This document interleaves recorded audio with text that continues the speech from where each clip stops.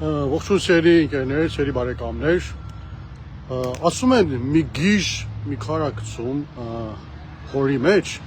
10 հատ խելոք որ հավաքվում են չեն կարողանում դա խորից հանել դուրս։ Հիմա սա այն իրավիճակն է, որ ստեղծել են Թեհրանում Հայաստանի Հանրապետության դեսպանությունը, Civic KTM-ը, նրա զրուցակիցը մի հիմար խորագրով, որը Civic KTM-ը հրապարակել է։ Ընդհանրապես կարծում եմ, եթե մեկը Civic KTM-ի եւ նրա զրուցակցի նման պաշտպաններ ունենա, ընդհանրապես ընդդիմադիրի եւ հակառակորդի կարիք չունի, եւ այն գործը, որ Civic KTM այսօր հրապարակած մեկ խորագրով արել է, մենք բոլոր ընդդիմադիր գործիչներից միասին հավաքված հավանաբար չէին կարող անել այս իշխանության դեմ, բայց դե Civic KTM-ը դա արել է։ Խոսքը վերաբերում է մեկ խորագրի, որ այսօր հրապարակվել է Civic KTM-ում։ Մոտավորապես հետևյալն է, որ Հայաստանի Հանրապետության դեսպանության եւ Իրանի իշխանությունների համատեղ գործողությամբ ուրեմն արգելվել է ՀՕՀԻԴ միջոցառումը Թեհրանում։ Խոսքը կարծեմ արդեն գիտեք ինչի մասին է, ուրեմն ծրագիր պետք է տեղի ունենար Թեհրանում, որը տեղի ունեցել ամեն դեպքում Հայոց Մեծ Եղեռնի ոգեկոչման կենտրոնական ծրագիրն է, տասնամյակներից ի վեր տեղի ունենում։ Այս տարի որպես բանախոս հրավիրվել է Աբրահամ Գասպարյանը եւ հետո հայտարարվեց, որ արգելվել է նրա բանախոսություն ունենալ եւ ըստ օդում կախված լուրերի չհաստատված, ոչ ոք դեռ չգիտի, այդտեղ խառն է եղել Հայաստանի Հանրապետության դեսպանության մատը եւ նրանք են պահանջել, որպեսզի նա ելույթ չունենա։ Իսկ հիմա ասածս ինչ է, կամ Հայաստանի Հանրապետության արտաքին գործերի նախարարությունը հերքում է Civic KTM-ի տարածած այդ հայտարարությունը,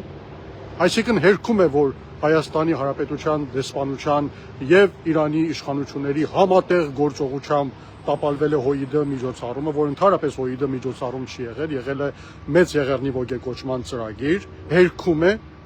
եւ դատի է տալիս Civic KTM-ին,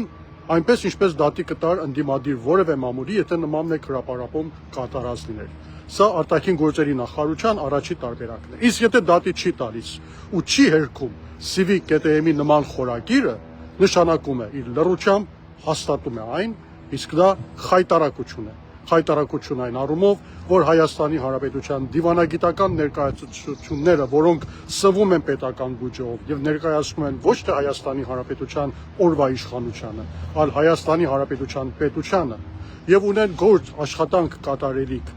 տեղի համայնքում թուրքական, ադրբեջանական, մեր ընդհանրապես հայկական արժեքների դեմ արտահայտվող որևիցե քայլին ընդդիմանալու համար իրենց ամբողջ բան ու գործը թողած, փոխարեն Թուրքիայի եւ Ադրբեջանի դեմ գործեր տալու, նրանց ընդդիմանալու,